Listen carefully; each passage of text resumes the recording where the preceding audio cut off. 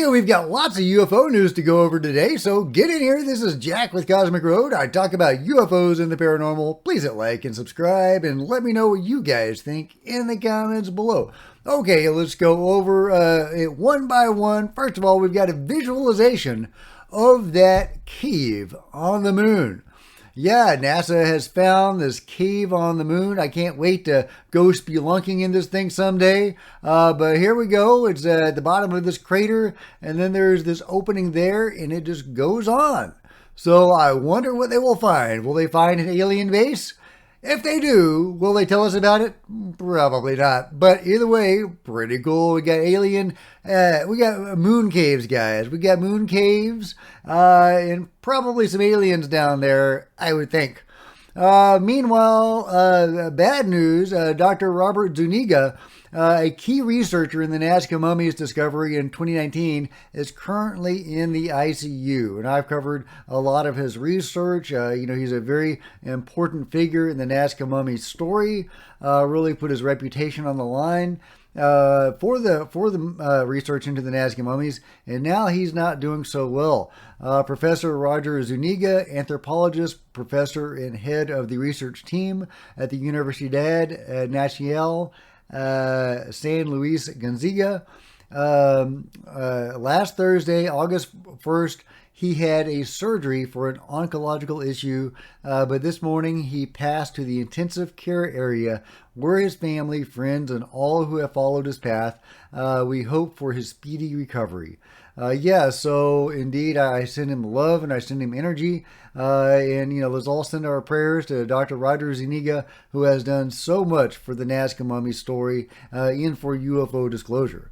Meanwhile, check this out. This is, Think Tank says this is the stabilized orb video everyone is talking about.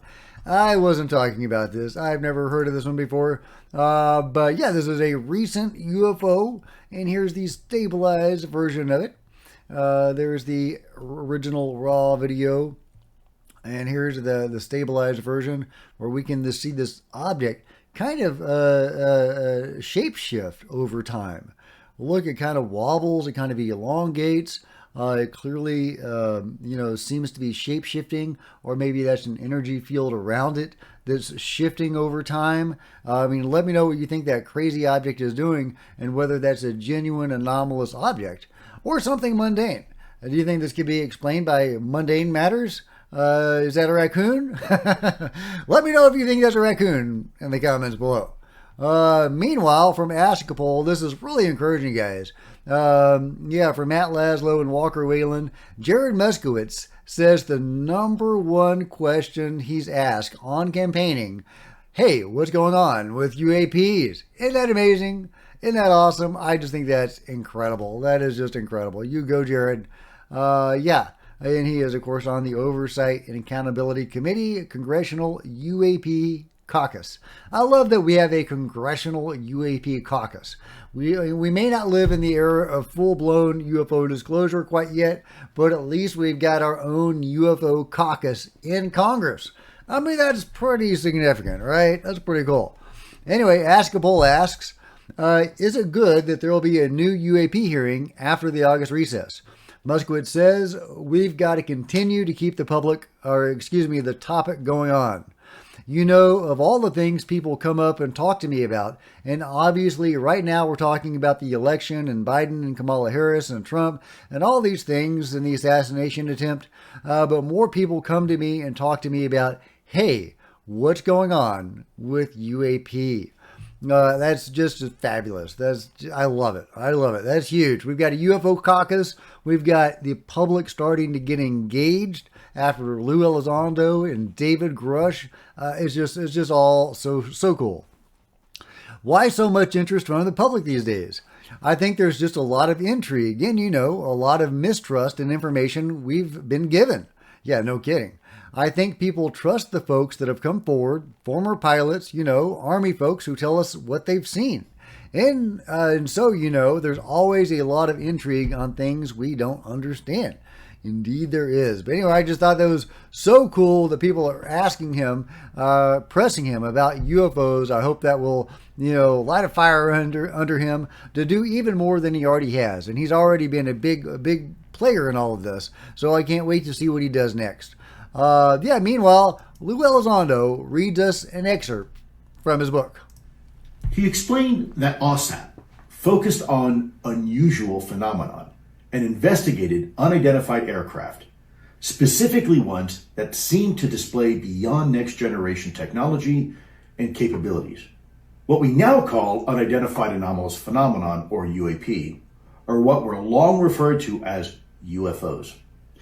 Jim explained that for decades, civilians, military personnel, and law enforcement officers had reported strange sightings across the world, and there was actually data to support what they saw.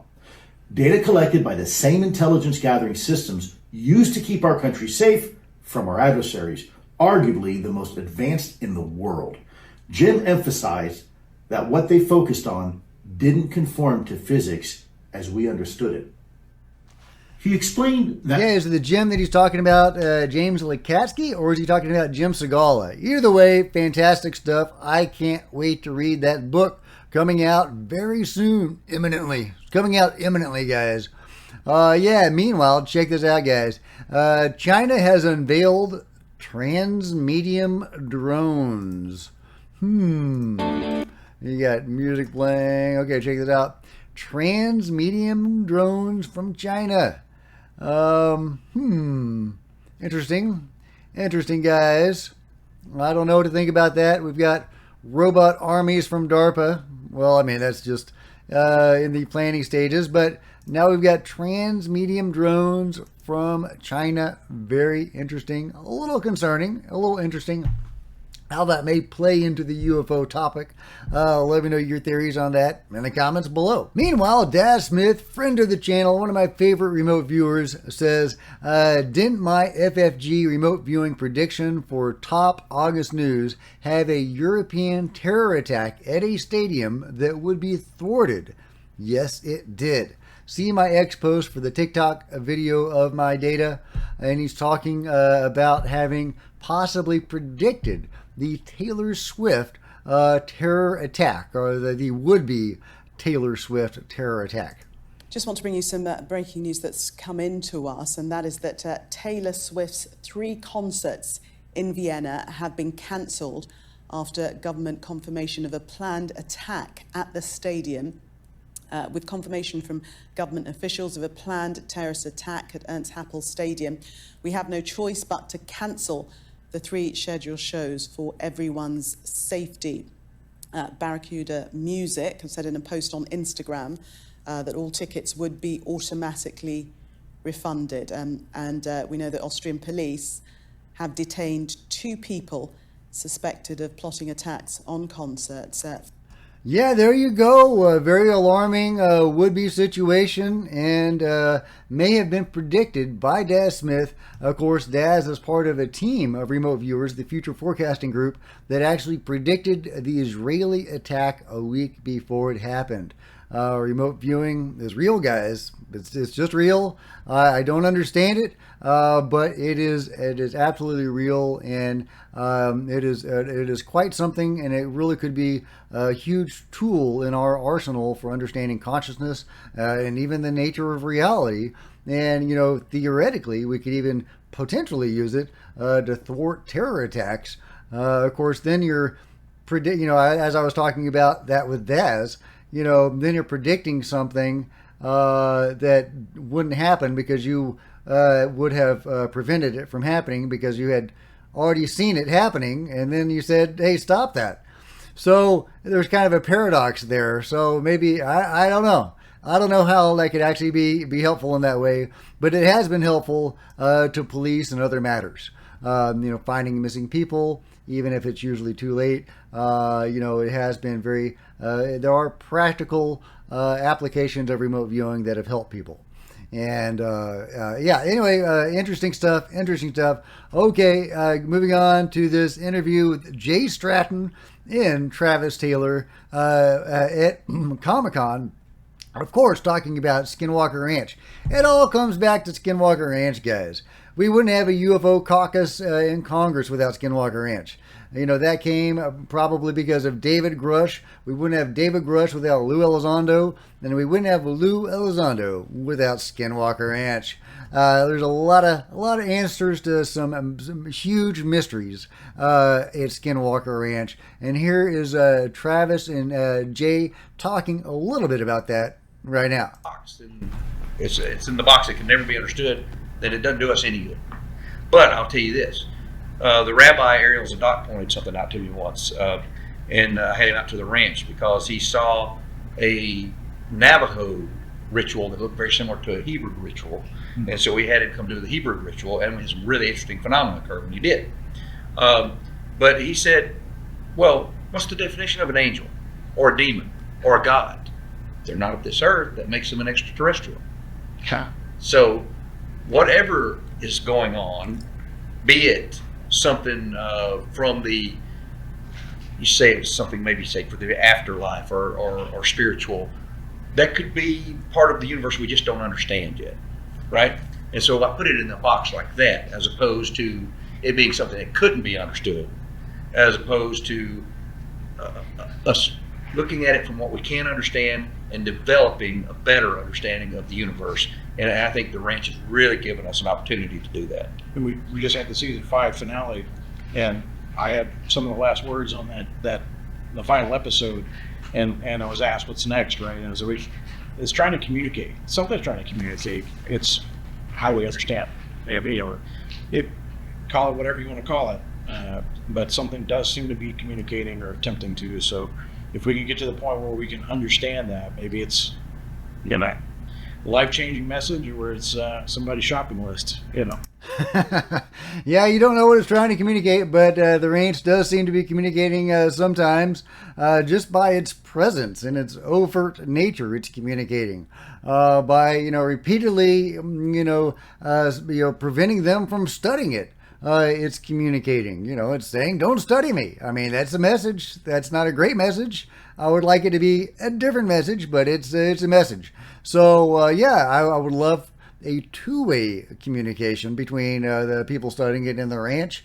But it's so fascinating, and it's tied up with all the mystical stuff and portals, but there's also UFOs, and hell, there's cryptids. I mean, the ranch is just so fascinating. I love it. I love it. It's what got me started on the weird stuff, and it hadn't started yet, or hadn't stopped yet. Hadn't stopped yet, guys. But meanwhile, speaking of consciousness and weird stuff, Vicky Verma says, scientist Donald Hoffman says, consciousness creates our brains, not our brains creating consciousness. Dr. Hoffman reveals that consciousness does not come from our cells or the physical world. It is not a result of the chemistry in our brains or even the neurons. He has used evolutionary game theory to demonstrate that we have evolved not to see the world as it is, but instead we have a projection of the world based on what we need from it, evolutionarily.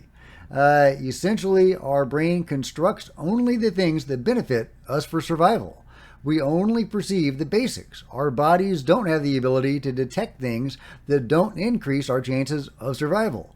Therefore, our scientific theories are based only on what we can see, hear, or detect. We have created models for our brain's projections of the universe, not the universe itself. Science is stuck thinking in terms of space and time rather than the bigger picture.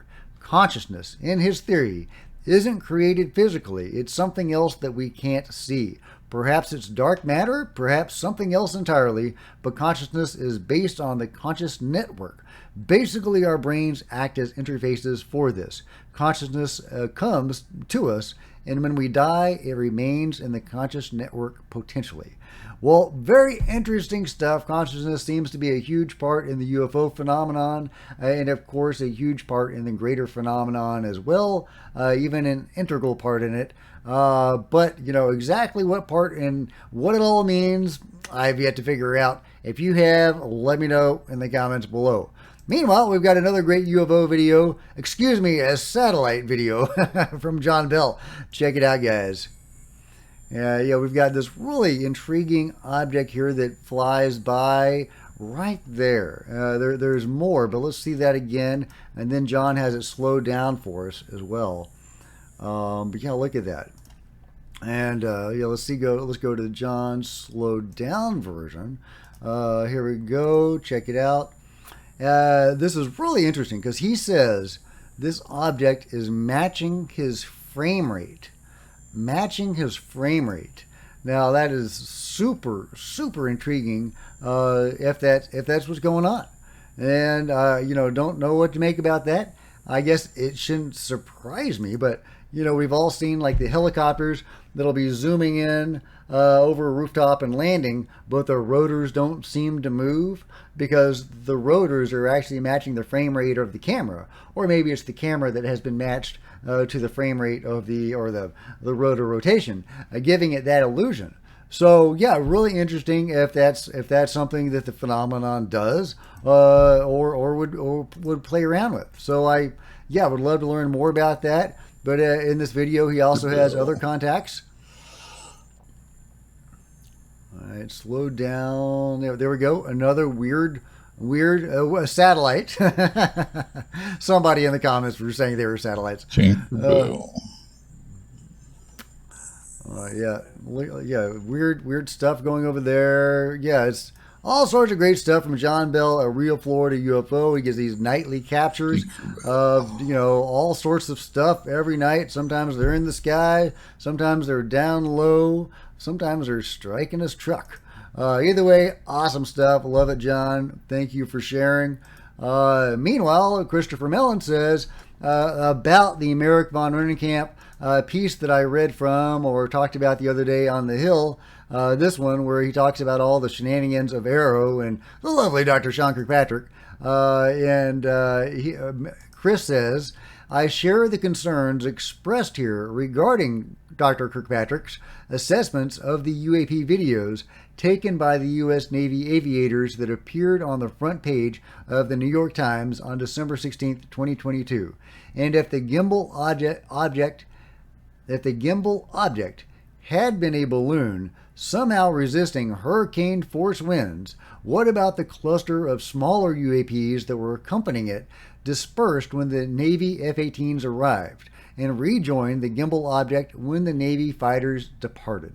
Indeed, and I've shown reconstructions of that, video reconstructions of that, because the gimbal object was only one in a small fleet of UFOs. A really interesting fleet. And again, I've shown videos of what that might have looked like in previous videos. So great stuff. And I love that Chris is giving the lovely Dr. Sean Kirkpatrick a hard time, as he should. But let's see. Meanwhile, about the David Grusch lawsuit, where he's suing the sheriff's office over these potentially leaked medical records.